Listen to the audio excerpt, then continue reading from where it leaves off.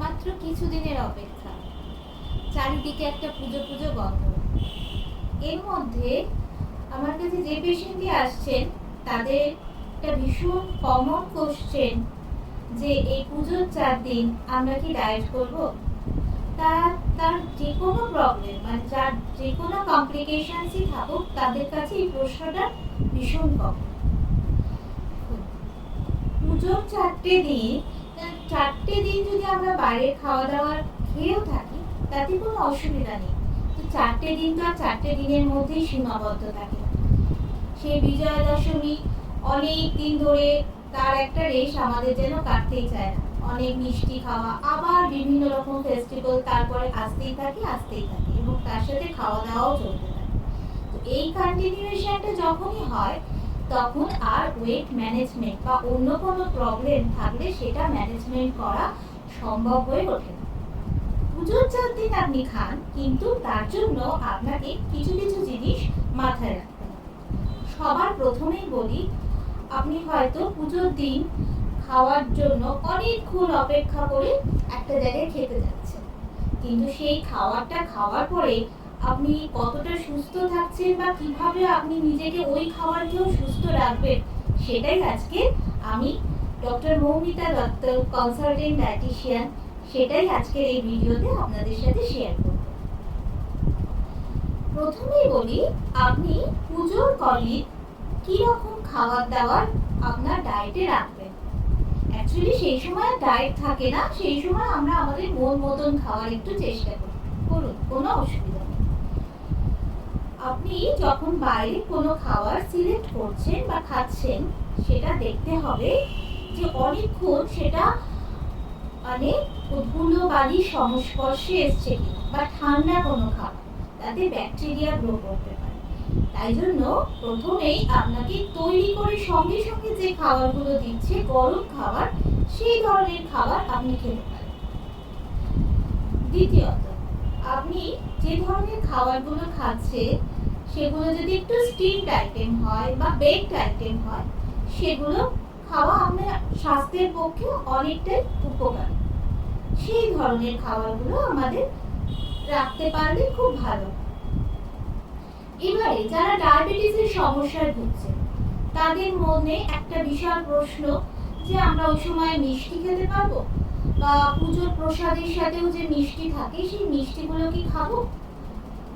হ্যাঁ, আপনি এই কদিনে যদি আপনার সুগারটাকে একটু হাঁটাহাঁটি করে বা একটু খাওয়া দাওয়া ম্যানেজমেন্ট করে, ডায়েট ম্যানেজমেন্ট করে কন্ট্রোলে আনতে পারে তো খান না।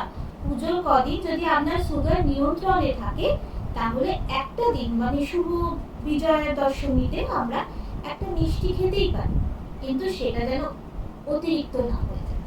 এবারে মিষ্টি প্রসাদের মধ্যে আমরা যদি একটু ফল, যে সমস্ত ফলে মিষ্টি আছে তো মানে আমাদের শরীরের জন্য অতটা ক্ষতিকারক নয়, সেই ধরনের ফল আমরা আমাদের খাবারের মধ্যে রাখতেই পারি। বিশেষ করে যারা ডায়াবেটিক তাদের জন্য এগুলো বলছি।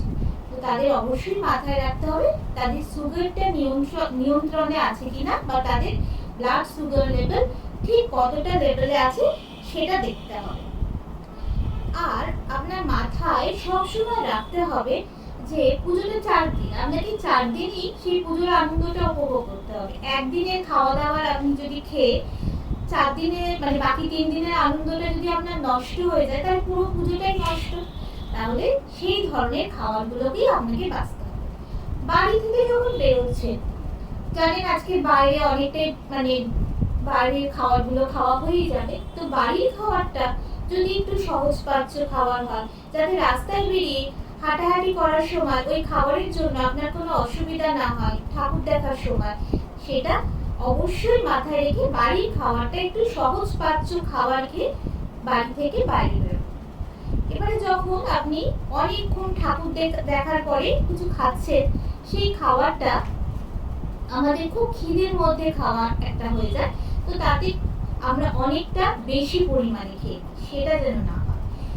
পেটটা অল্প খালি রেখে খান, কারণ তারপরেই আপনি আবার ঠাকুর দেখতে বেরোচ্ছেন, যাচ্ছেন, রাস্তায় হাঁটছেন, তাতে শরীরের মধ্যে একটা অস্বস্তি হয়, তাতে আমাদের ঠাকুর দেখার মজাটাই পুরো একদম নষ্ট।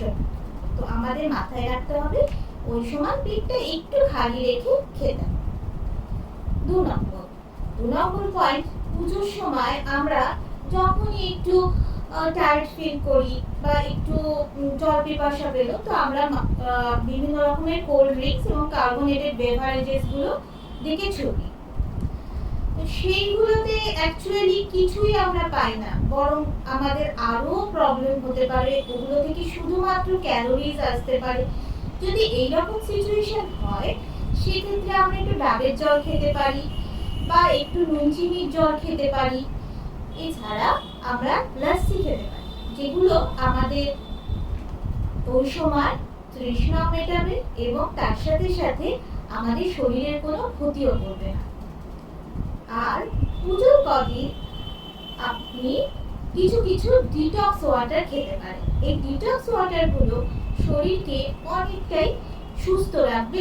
যেহেতু অনেকটা রাত জাগা হচ্ছে, নিয়মের বাইরে গিয়ে আমরা অনেকটা সময় ঘোরাঘুরি করছি, অনেকটা ঘাম ঝরছে আমাদের শরীর থেকে, খাওয়া দাওয়া তো অনিয়ম আছেই, সেই ডিটক্স ওয়াটার গুলো আমি বলছি। প্রত্যেক দিন সকালবেলায় আগের দিন রাত্রে যদি একটু ভিজিয়ে রাখা যায় 1 চামচ জিরে, 1 চামচ ধনে আর তার সাথে একটু জোয়ান, এটা ভিজিয়ে পরের দিন সকালে আমরা যদি ওই জলটা ছেঁকে নিয়ে খাই, ওই জলটা ভীষণ ভালো এবং আমাদের ডাইজেশন করবে। ঠাকুর দেখি অনেক সময় আমরা ওভারনাইট ঠাকুর দেখছি, তো এসেও যদি বাড়িতে ওই জলটা খেয়ে রেস্টে যান, তো এটা খুব ভালো আমাদের শরীরের জন্য, তখন ডাইজেশনটা আমাদের খুব ভালোভাবে হয়। আর যখন ঠাকুর দেখে বাড়িতে ফিরছে, তখন ফ্রিজের জল খাচ্ছেন, ঠিক আছে, একটু বসে নিয়ে ফ্রিজের জল খান এবং ফ্রিজের জলে আপনি একটু পুদিনা পাতা, তার সাথে একটু নুন, যাদের ব্লাড প্রেশার হাই আছে তারা অবশ্যই নুনটা অ্যাভয়েড করবেন, এবং যাদের ব্লাড সুগার লেভেল হাই তারা চিনিটা অ্যাভয়েড করবেন। তো ওটা ভিজিয়ে আপনি নুন চিনি, নর্মাল সিচুয়েশনে আমি বলছি, নুন চিনি লেবুটা জাস্ট খাওয়ার আগে দেবেন, একটু পুদিনা পাতা ফ্রিজের মধ্যে ভিজিয়ে রেখে দিন, তারপরে খাওয়ার আগে একটু লেবু দিয়ে দিন। তো ওই জলটা খান, ওই জলটা খেলে শরীরের জন্য, শরীরকে ভীষণভাবে ঠান্ডা করবে এবং ওতে একটা একটা ভীষণ তৃষ্ণা তৃপ্তি যেটা বলে সেটা পাওয়া যায়।